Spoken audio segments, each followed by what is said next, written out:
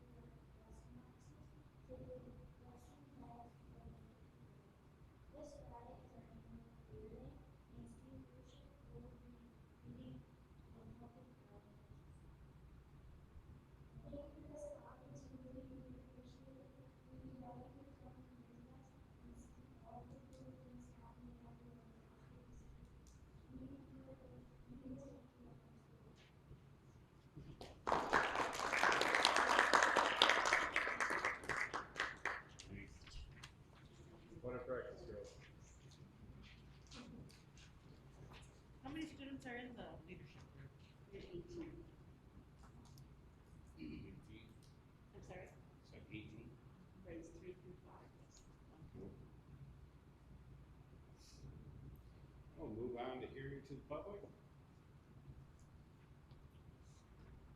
Seeing anyone jump out of their seats, so we'll move on to communications. Have any? Okay. That leaves us with superintendent's report.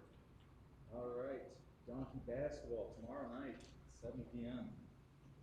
Here at the high school. Everybody's excited about that. We have kindergarten roundup on the 23rd from 3 to 6 p.m. in the elementary school cafeteria. This Friday from 9 a.m. to 12:50 p.m. we're having a blood drive right here at the middle high school in the multi-purpose room. At our May board meeting, the board will vote on a resolution expressing whether or not they are in support of the Tuscola ISD proposed budget. I provided each of you in your packets there the proposed budget for your review for next meeting. We'll vote on that. Let me know if you have any concerns, or I'll put those up to the ISD. Last week, I held my first student advisory council meeting. I met with 10 students, grades 6 through 12, who provided outstanding feedback.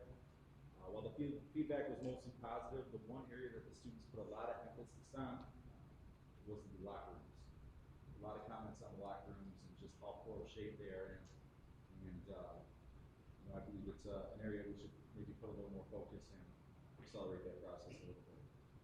To the point they're not even changing in now because they're not lit well. They have curtains up in the bathrooms in the stalls instead of doors. Some of the toilets aren't even working, so we're going to get on that. And, if we have to phase it out, I think a lot of times we look at those projects as, just let's do the whole thing, and it sits for a year. We just don't even know. So I think if we take a phased approach, we can start chipping away a little bit at a little bit. But they provided outstanding feedback. Was probably, I would say, probably the best meeting I've had since being here. Just hearing these students and their voices, man, it was very eye-opening, and I just really appreciate what they had to say.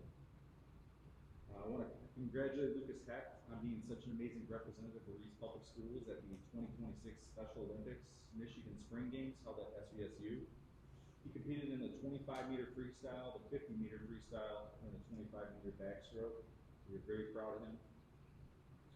We're also grateful for the support of Rob and Linda from Rob Pike Agency Farm Bureau Insurance. They donated a $2,500 Michigan Foundation of Agriculture grant, and we're able to purchase some backpacks for our food pantry. As I announced last month, the Strategic Planning Committee met for a one-year update on the strategic plan and also discussed the topic of a bond. Based on the feedback received from the community and the surveys the district sent out, along with additional feedback from the committee, the district is going to have information put together on the two options that surfaced, which are building a new elementary school where the old middle school used to be, as well as renovating the current elementary school. So I'll be sharing more information in the coming month on that. To continue on with the district's commitment to transparency, I'm excited to announce we'll be providing monthly budget snapshots at each board meeting. The snapshots will be available at the door. Some of you grabbed those today. And Melissa will provide a brief update on those. I'll provide it today since she was out at a conference. The snapshots include where we are at financially, any concerns that we have, and a visual showing our largest budget drivers. So if you walk in today and grab one of these, we'll have these prepared for every meeting so the public has a clear view of where we're at financially. Congratulations to our National Honor Society inductees who were inducted yesterday. We added 4 new inductees, 2 juniors and 2 sophomores, to join our existing 12 members. Some calendar items here. May 2nd, prom at Biagio's in Kingston at 5 p.m. May 3rd, at Gloria at 3 p.m. in the auditorium. May 5th, RHS and Reese Academic Boosters Award Night at 6:30 p.m. May 6th is the seniors' last day of tech. May 6th, we have our band concert. May 8th, we have our seniors' last day, dude. It's gonna pop up really quick on here. I know, you're also stealing all my stuff. Oh, sorry. So I'll pull off the current events out. I'll leave it for you. No, keep going. You're good. And that's my report. We'll move to consent agenda, approval of the minutes, March 16th. Monthly bills payable, Dave, you got that? I do. As treasurer of the Reese Board of Education. I've had the opportunity to go through the current month's bills and ask questions. I believe the information to be appropriate and accurate to the best of my ability. Check 58297 was for Skywood licensing. Check 58319 to TSSF was the first payment for the architect work and multipurpose room. And there were no other unusual checks this month, totaling $300,023,468.11. I move that the Reese Board of Education approve payment of the bills in the amount of $323,468.11. And for the personnel report, looks like we have 5 resignations and 3 new hires.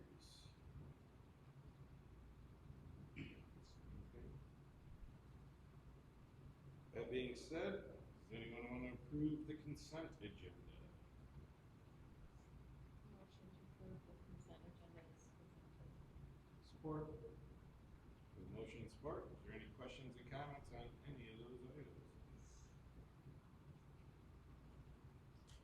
Hearing none, all in favor, say aye. Aye. Opposed, nay. Consent agenda is approved. We're going on to communications plan. All right, as part of my superintendent goals this year, the board asked me to put together a communications plan for the district. Just kind of hone everything in. We have a lot of methods of communication, different avenues we take for different items. And what this communications plan does is kind of just organize everything and I guess communicate out to everybody how we're going to communicate. So, yeah, go through this. This is just a 30,000-foot view, so why this plan matters, it builds trust with families and community, prevents confusion and misinformation, strengthens the culture and alignment, and prepares us for high-pressure situations. So we're not scrambling to try to figure out a plan when the pressure's on. That plan's ready to go for us.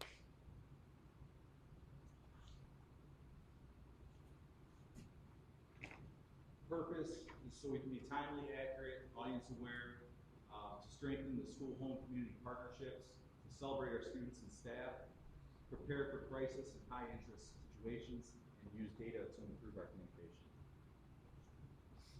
Gives us structure, so we're not reacting, we're operating with intention.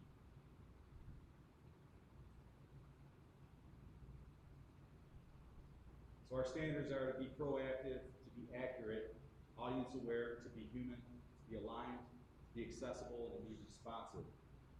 This is the standard that we're going to hold ourselves to. We're going to be clear, calm, and dependable every time we communicate out.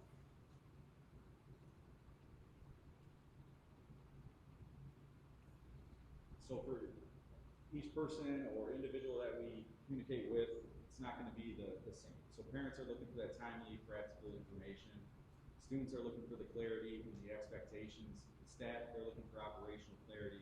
The board is looking for decision context, and the community is looking for trust and transparency. So it's not a one-size-fits-all. It just depends on the messaging going out.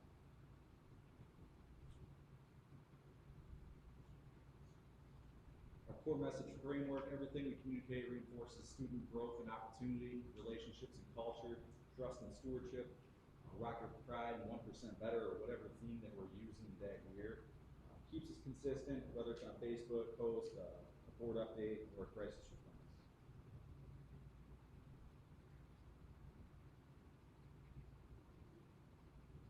As far as content balance, we're looking at 60% student learning and experiences, 20% staff and culture, 20% operations, finance, and safety. So to kind of divvy that up, for example, one thing I'm kind of uncomfortable with is putting myself on camera and posting. I really don't like that, but I'm not going to do it 100% of the time. I would like to minimize that, but at the same time, it's important that I do put my face out there sometimes. Same with any other kind of communication that we utilize. We just want to limit it or utilize it.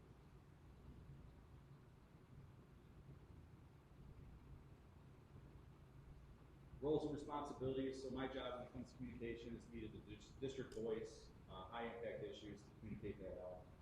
Principals, they are responsible for the building level communication, teachers, the classroom communication, and the board government voice.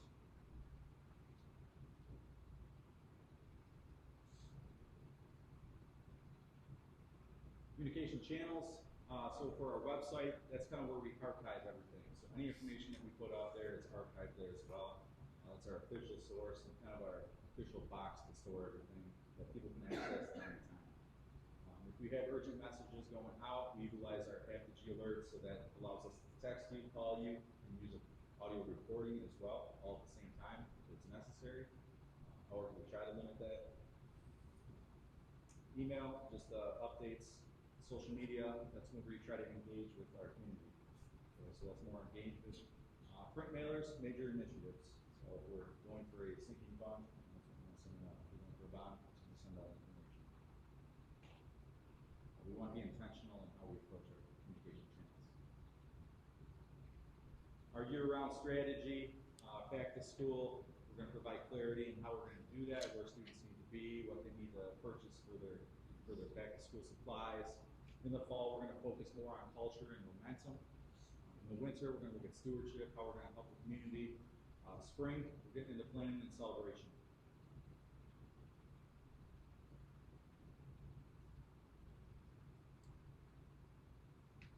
Crisis and emergency communications, clear and structured. We're protecting people first. We're going to confirm facts, align leadership, communicate quickly, and then we're going to follow up once we have everything in place. Again, that's, I think, the most important aspect in any kind of communication plan is just having this crisis response as sharp as you can.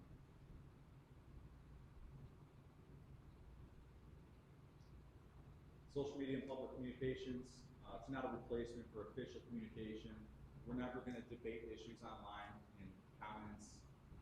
We're going to protect student privacy. We're going to route sensitive issues appropriately. So if some people are passionate about an item that we need to address, we're not going to address it on Facebook. We're going to approach them either with a phone call or an email, something more in private manner.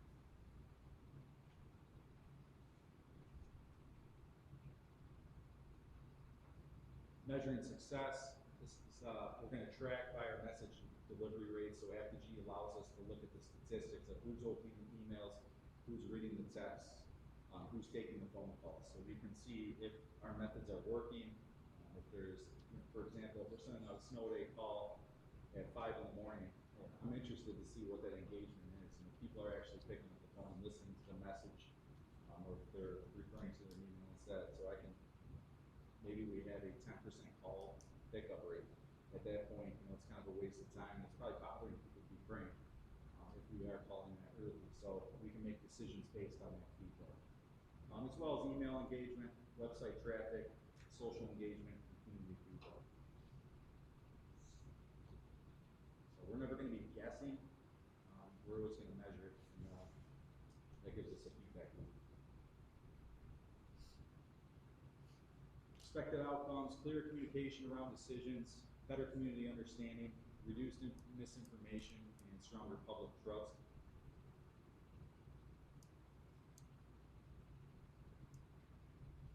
And in closing, communication is leadership. This plan creates consistency, builds trust over time, and positions Reese for the future. And for those of you in the audience today, it's quite a hefty document. It kind of outlines all of our communication moving forward.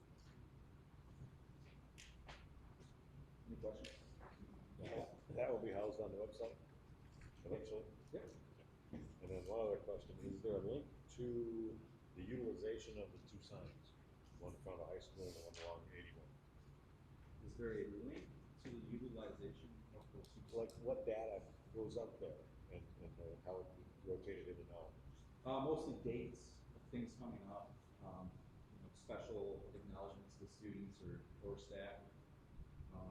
You may have saw Mr. Dorman up there when he was on the news. He was on for that. We have our valedictorian up there currently. But really anything to acknowledge our students and staff and dates. So we can do anything. Right. Literally do anything. So if anybody has ideas, bring it to the table. Is there any way that, parents can say what your preferred method is? Say a parent doesn't want their phone going off at 5 in the morning. They can opt out of it. Okay. Yeah, they can opt out.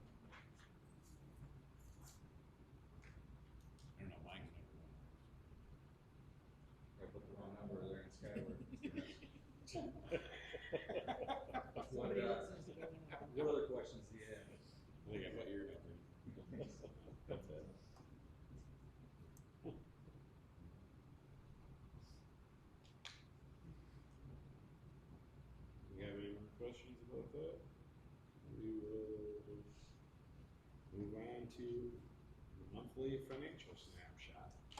All right, like I said, this will be a new monthly thing. I just believe it's important that, the public has exactly the idea of where we are at financially at any given time. So,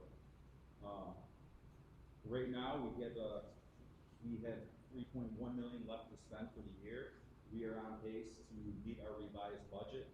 We will spend all of it. There shouldn't be any leftover monies this year. We are stable.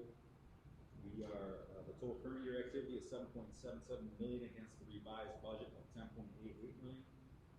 All major spending categories are on pace to fall on or below the budget at this time. A few operational lines warrant monitoring, which is our software license costs are elevated with the purchase of GoGuardian this year, and electricity is also trending higher than usual. But as you can see on the right side of that, you can see our transportation costs. Everything's falling within the 64 to 70% range, except for the technology, and that comes from the licenses for software. Any questions regarding where we're at financially?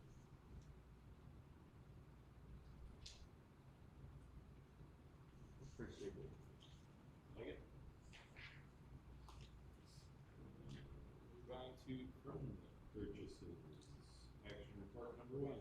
All right, for board policy 3301.1D, the district may competitively bid a purchase selecting a contract awarded to a winning bidder under a bid process operated by a reputable bid cooperative if the district determines, after reasonable due diligence, that the bid procedure used by the bid cooperative was fair and open, resulting in a bid award to the lowest responsible bidder when the contract price is comparable to current market rates for the purchased item. Reese Public Schools utilized pricing from REMC 10 for purchasing 92 new Chromebooks equipped with hardware and licenses. The Chromebooks are $417 each for a total of $38,364. The hardware is $29.99 each for a total of $2,759.08. The total cost is $41,123.08. It is the recommended action that the Board of Education approve the purchase of the 92 Dell Chromebooks with hardware and licenses for $41,123.08.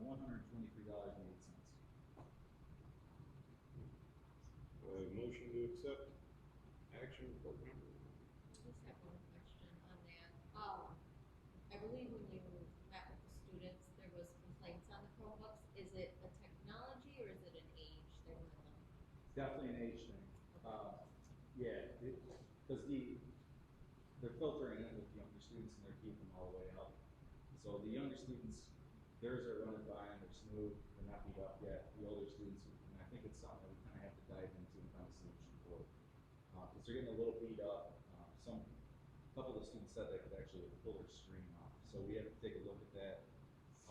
Identify ways to either get those fixed in a more efficient manner. So that is something we're diving into. Thank you. Does it make sense maybe to give the high school kids the newer ones? You're going to be running the bigger programs on them, and somehow, I mean, the younger kids are probably beating them up worse than high school kids. Maybe not. I don't know. But Yeah, we're going to look at all angles. I want to understand the reasons and the philosophy behind why we're giving to the younger students and carrying them all the way through. It's just kind of what I inherited. right. I want Yeah, no doubt. no doubt we're hearing the issues and identify why. Figure out how we can make better. Right. What grade are they taking home? I believe they take. 8th grade enough. They leave them in the cards 6, 7, and take them home. They're there for what grade? These will roll in at the bottom. Yeah. So we went grade ahead. Okay.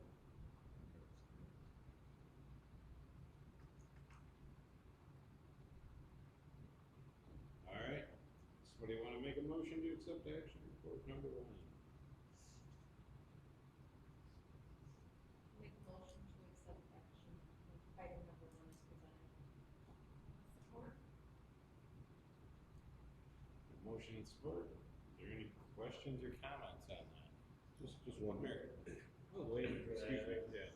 Just one more additional comment. Will we now start keeping track of these, like in Brightly, or, you know, as we're doing our equipment inventory, as we start building that? Yeah, in Brightly, I'm not sure if we can, but they're logged on a sheet, a Google sheet. So they are checked in and they are checked in. Okay. I've actually witnessed that, so I've trusted and verified that. There is a check in, check out process. But I'm gonna see if Brady has some things like that. Where you can get a snapshot, say we have X amount of Chromebooks, we have 20% of this vintage. You know. Well, I think, and too, with that, for efficiency, you know, I think if we had a scanner, just like QR code, right? Exactly. You know, we could fly, then instead of having to write everything down. That's where I was, Transferred over to a Google sheet. so I was wondering if we could. Do we do any sort of tracking on how much we've spent on a particular Chromebook to see whether we had a problem with child ones? I can look into that. You know what I mean? Yeah. I mean, if we're constantly replacing, Like you mean for the same student, you're going to be doing the same video repairs. over that and also, over. that also. I didn't By realize user. that. Tracking them by user too. Oh, If yeah. the same student keeps Yeah. breaking, Yeah, definitely. Those are great questions. Or if there's a certain model, like the screen keeps falling off. Yep. There's an agreement though, I mean, what is their responsibility, right? They pay for it. So. Yeah. Do they offer any insurance? Or anything? I will say from experience though, when you receive a broken laptop and then you get a bill for a broken laptop, it's a little frustrating. Yeah, I'd be frustrated too. So there's tracking. Any other questions or comments? We don't offer any insurance or anything? I mean, we do it, you Is there insurance available, like a parents can pay Parents can $50 purchase. and broke, I don't know, all the details. That's not a bad idea. I know it says right when I go on that thing, I have insurance or not. Yeah. We'll pay it upon. Can you find any information out? Is that an external company that does that, or is that just a $10 fund? That, So I think it's like $50. For the year. Yeah, I say I. might not be a bad option. Sounds good. All right. Any other comments on Chromebooks? Oh, hot top. Hearing none. All in favor of action report number 1, say aye. Aye. Opposed, nay. Action report carries. Math curriculum update. Mrs. Krieger, you can use the microphone.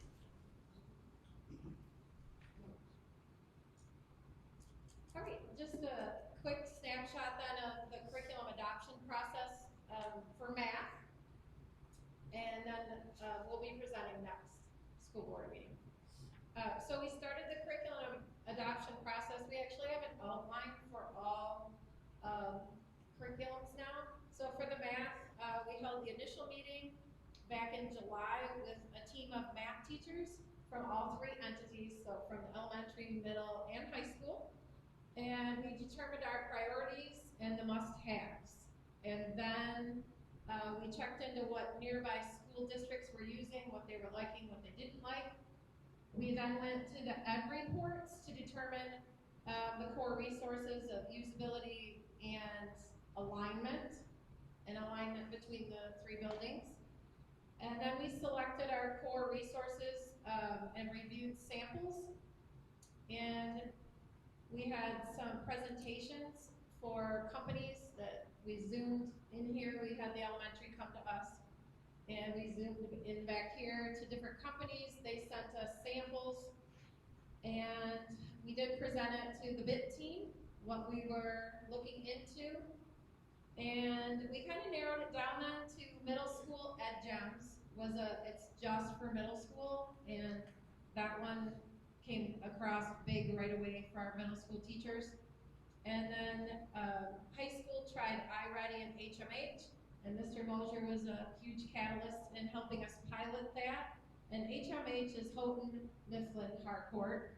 And we piloted the geometry, algebra 1 and algebra 2. And then the elementary, actually was doing okay with Eureka, so they kind of just tapped into iReady. They finished their pilot and they're gonna kind of sit for a little bit. And there's the Eureka Squared, there's Great Minds that you can add, we had that in the past, we decided. So just to kind of strengthen the elementary curriculum as well. And again, we're hoping at the middle high school level that the new curriculum and the different supports we put in place with it help our scores and our gaps. And again, we'll present it in May.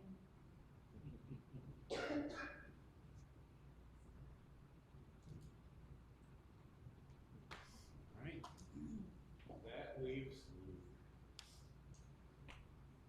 Are you ready for this? I am ready for this. Alright. I just thought of something that Mr. Acton didn't do, so. Oh, okay, good. Yeah, by myself, I Eli's at a baseball game. So, starting off with baseball, actually. They're 10-0, ranked third in the state off a poll everybody posts on their Instagram story. They're at Carson City Crystal, which is kind of between, I think it's Midland and I want to say Grand Rapids, a little north of Lansing. Nick Yates, want to give him a shout out, who's preseason All-State for Division III. Softball also has a game today, ranked 7th in the state, but they're 2-0. They play in Marlette. Track has had 3 meets. They finished 8th overall Marlette invite, which was 8th out of, I think, 17. Third in the small school division at Davison, and there's 9 teams in that small school, ranging from small Division 2 to small Division 4. Track team has a meet this Friday at Vassar. The Reese meet is May 1st, so if you can help out, that'd be greatly appreciated. Speaking from Marcus. And then junior high actually has a track meet today, and then they have one on Wednesday anyways. Moving to current events, the student council is hosting a kickball tournament in the upcoming weeks. I think it will be the last week of April, but based off teams and numbers. And they're having a trivia day on April 29th, where it's kind of a school-wide event on a half day. Blood drive this Friday, as Mr. Atkinson said. Academic boosters are providing a lunch to the graduating class on Friday. So thank you to them. I think it's pulled pork and mac and cheese. School board, sorry.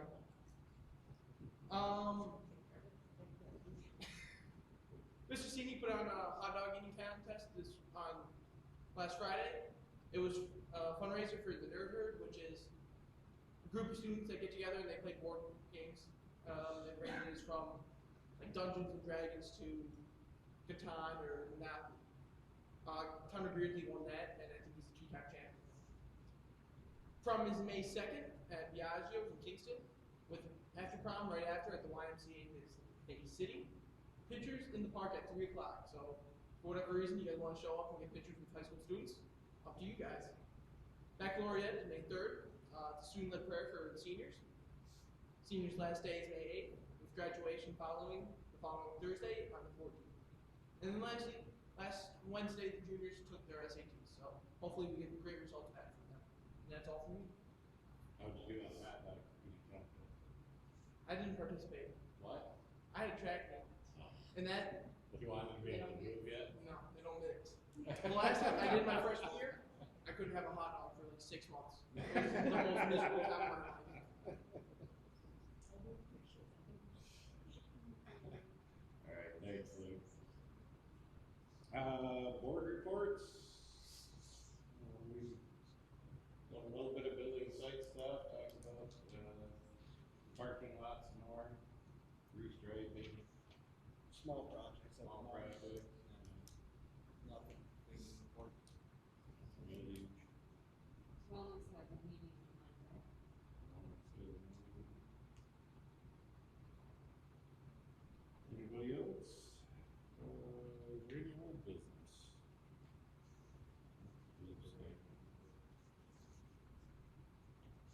Anyone have any new business? Mr. Nix, I got a question. Okay. Who was picked for the thumb meeting champions? For the French youth, Yes. Eileen Nelson. Okay. I didn't hear that meeting, so I just wanted to double check.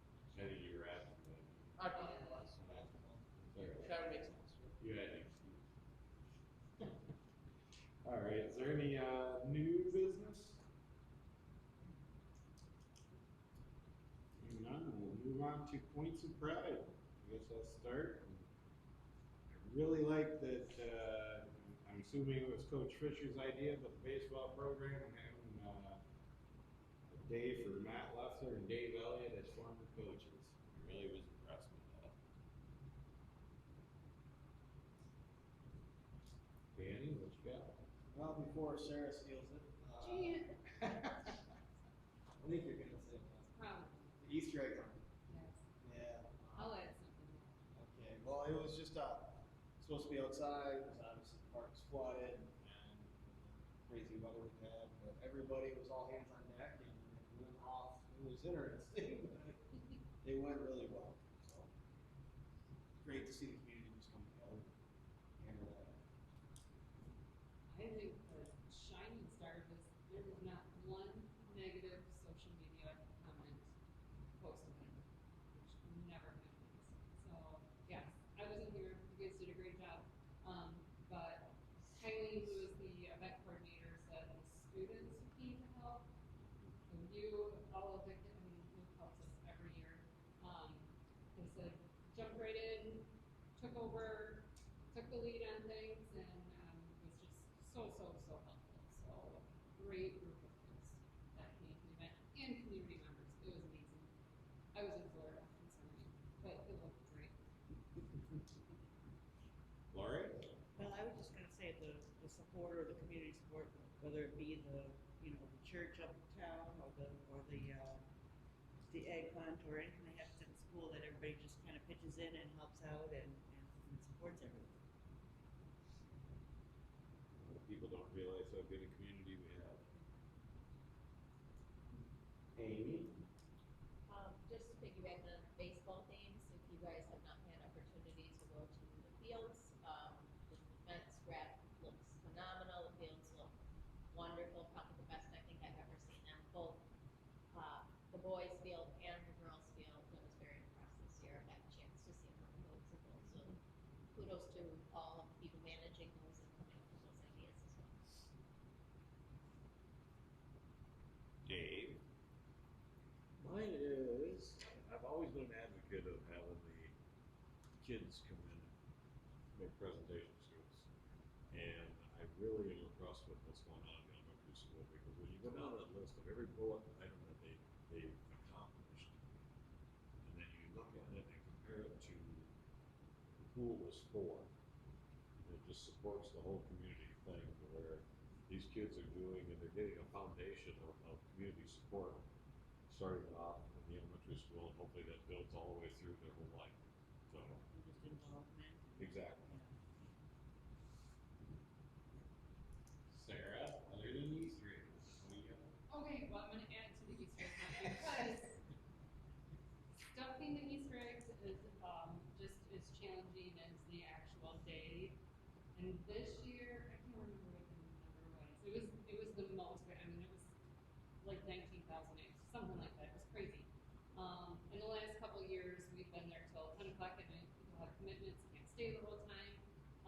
And Craig actually kind of coordinated his like uniform sign-up day, and so that sort of required all the softball girls that participate in this program to come help, and we were done by like 7:15 or something. Like that never happens.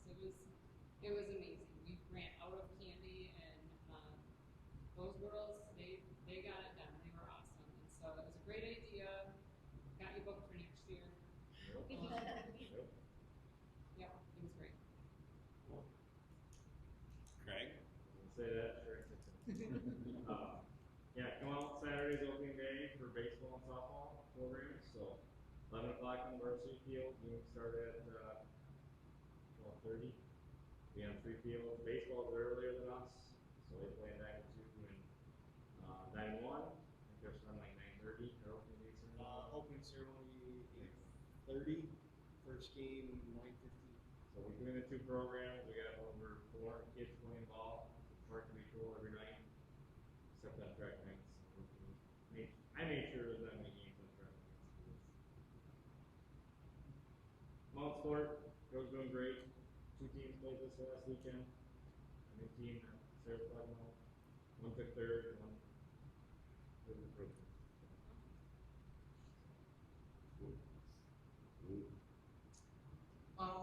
be the Reese community in general. I'm moving away here in a few months, so I've had a lot of time reflecting kind of on my time in Reese, especially with scholarships and whatnot. And it didn't really occur to me until this year how special the community actually is. I've gotten a chance to work with a lot of different people in the community, from business owners to students and all you guys in the school board. So I just want to say thank you to the Reese community, because I was at the Rocket this past weekend for Lee Heinlein's 70th birthday. And Tammy Heinlein was there, her husband Paul, to the auto body shop. And she told somebody I didn't know, this is Luke Messing, he was raised by the community, we all love him. And that really struck deep with me, and I really appreciate it. So, Bet you'll be back.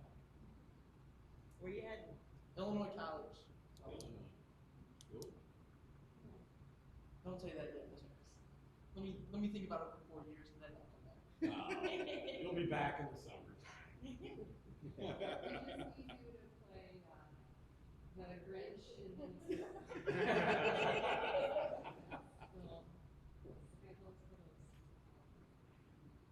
That's what I was doing. Thank you. Yeah. Mr. Ackerman. Yeah, my point of pride is our teachers. This time of year's a grind, and they've done a tremendous job this year. We're on the testing season, last week, this week. You can just see it. They're ready for summer, but they're still pushing through. And it's not an easy gig. The extra time these people put in is unbelievable. Roll by at 6, 7 o'clock at night. Sometimes you still see cars in the parking lot because they're preparing for their students, put their students in the best place possible to be successful. They deserve it. I wish we could give them a roll. Thank you.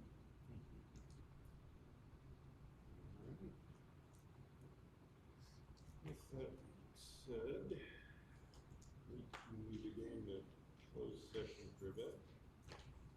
Yeah, in accordance with PA 267, all closed meetings must be followed by a motion at a regular or special board meeting. The superintendent requests that this evaluation meeting be in closed session. Also, pursuant to Section 81B of the Michigan Open Meetings Act, and upon the request of the student's parent, the Board of Education may go into closed session for the purpose of conducting a hearing to consider the discipline of a student whose identity is known to the board of the student. Note that a roll call vote is required. It is the recommended action that the Board of Education meet in closed session for the purpose of discussing the superintendent's evaluation and for a student discipline hearing.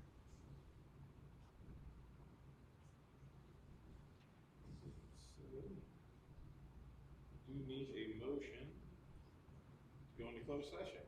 I'll move we go into closed session to discuss the superintendent evaluation check-in and also the student disciplinary. Support. Motion and support. We have a roll call vote. Hess, Yes. Costello, yes. Palm, Yes. Karst, yes, Radka, Yes. Goodrow, Yes. Heisted. Yes.